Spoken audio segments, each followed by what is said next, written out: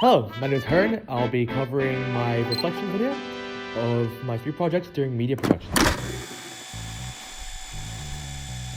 This project that we had to cover was based off an advertisement, and our target demographic was sporty people. We had to choose any object that we wanted, so we chose noise cancelling headphones. And overall, I gotta say the production went quite smooth. Everybody did their designated jobs, and the ad was inherently based off a Apple ad where there's noises left and right. They turn on the noise cancelling, and now she just runs really smooth. One way to boost that creative vision of mine was from getting a particular song in mind. What other than a needle drop than You Get What You Give by the New Radicals. With that song in mind, it gave me a particular vision of how to run through the entire thing without a storyboard. So I think that was a really good practice. Another inspiration I had in mind was from the end scene from The Breakfast Club, where the man, he jumps in the air, pumps his fists in jubilation, and I wanted to implement that into the advertisement as well. And you can see the resemblance. A particular issue that I faced during production was in post, where I had to transition between 2 different scenes. And due to panning real quick and then panning real slow in the second clip, the transition didn't work out well. So I had to go through a bunch of trial and errors, trying to use particular tools to help me portray that idea. So we used speed ramps, we used Gaussian blurs, directional blurs. You can see at the end it was very well done. For this project, we had a specific genre to do and also a set script. The genre that we had was horror. So as a director, I had a few conventions in mind, which was having a Dutch angle, the music, the color grading, and lastly, the plot twist. I had no complaints with my cast. Everybody was real great at their own jobs. Sadly enough, one of the stories is there was a group below the staircase where we shot, and with that, the sound was quite a bit off. We couldn't do much about it, other than the fact that we had to scrap the sounds and use the crappy Bulletin mic with a mechanic angle. And yeah, it led to the sound girl's work to be at naught, which is unfortunate. During pre-production, however, we did a 30-minute planning with storyboard that I created. It was very mumbo-jumbo like, and I mean, I understood it, but sadly enough, my script supervisor didn't. So she had to ask a few questions during production, which took up some time, unfortunately. But for future reference, I will have to make note that it was a bit crap. I did pre-production as well to respect this creative vision I had, right?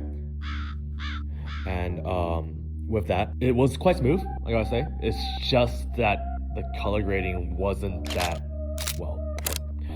One of the issues was because of the fact that it was on rec instead of log. And with that, I gotta say, it was real blue. And you can see the color grading, it was something out of the Twilight, you know, it was so bad. For this project, we split into 3 different groups, and our group covered the news bulletin board. I came up with the majority of the story that covered the entirety of the news bulletin board and how we're gonna cover each part. And with that, I kind of looked like Charlie Day from It's Always Sunny in Philadelphia, where I was like brainstorming in the whiteboard. It was real nice. And I got everyone else's idea as well. They suggested some ideas, I slapped them on there, and then we worked with that. I gotta say, my sense of direction during pre-production was remotely well done. Everybody got the right idea on what to write, and that was good. Except the fact that we didn't really get into the specifics, like even names. So when we went into production, we forgot whose names is whose. So my name was apparently John through the field report video. Thank you, John.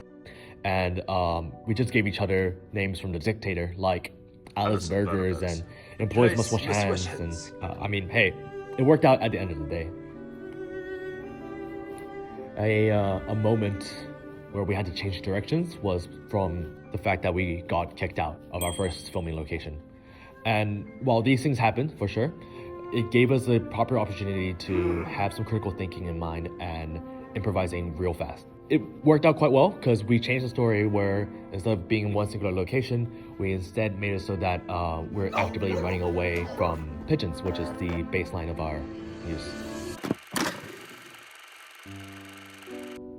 I think with the tight deadline on each project, it made me master the craft of how to work around that and respect everyone else's time and myself.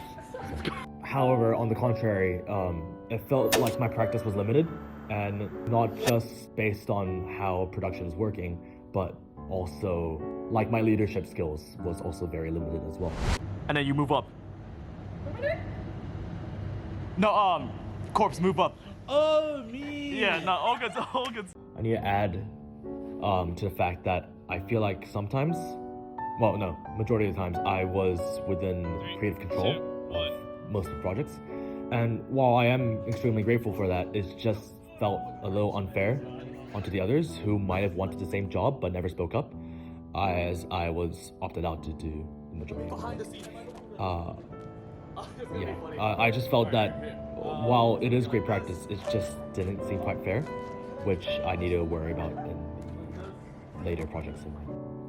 I mean, don't get me wrong, I still gave them a say in to whatever they want, and we did that in all 3 projects, which is extremely good. But overall, I gotta say, despite the short time frames, it was good practice. It's just that I need to learn more stuff on a longer production date, and I feel like I'm ready for the next step.